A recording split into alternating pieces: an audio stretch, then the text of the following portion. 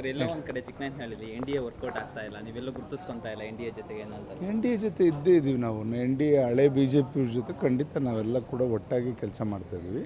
ಅದರಲ್ಲೇನು ತಾರತಮ್ಯ ಇಲ್ಲ, ನಾವು ಒಟ್ಟಾಗಿ ಮಾಡ್ಕೊಂಡು ಹೋಗ್ತಾ ಇದ್ದೀವಿ. ಎಲ್ಲೋ ಒಂದು ಕಡೆ ಮಾಧುಸ್ವಾಮಿ ಅವ್ರು ಕೈ ಜೋಡಿಸ್ತಾ ಇಲ್ವಾ? ಮಾಧುಸ್ವಾಮಿಯರೇ ಕೈ ಜೋಡಿಸಿಲ್ಲ.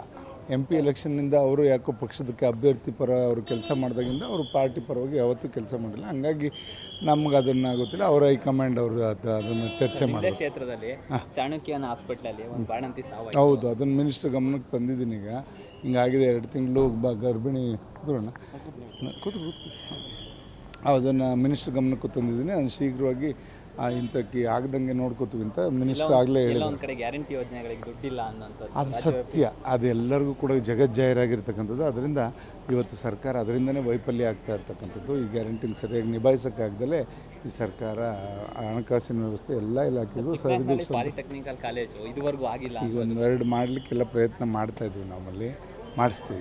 ಸರಿ, ಬಜೆಟಲ್ಲಿ ಏನು ನಿರೀಕ್ಷೆ ಇದೆ ಸರ್? ಈ ಬಜೆಟಲ್ಲಿ ನಮ್ಮ ಜಿಲ್ಲೆಗೆ ಈಗಾಗಲೇ ನಮ್ಮ ಮೈನಿಂಗಲ್ಲಿ 1,200 ಕೋಟಿ ಹಣ ಬಂದಿದೆ ಮಿನಿಸ್ಟ್ರ್ ಕೂತ. ಆದ್ದರಿಂದ ಈಗ ಬಜೆಟಲ್ಲೂ ಕೂಡ ಹಲವಾರು ಯೋಜನೆಗಳಿಗೆ, ಕುಡಿಯೋ ನೀರಿಂದಕ್ಕೆ ಎಲ್ಲದಕ್ಕೂ, ಹೇಮಾವತಿದಕ್ಕೆ ಎಲ್ಲದಕ್ಕೂ ಕೂಡ ಕೊಟ್ಟಿದ್ದೇವೆ. ಖಂಡಿತ ಅದು ಅಪ್ರೂವಲ್ ಮಾಡಿಸ್ಕೊತೇವೆ.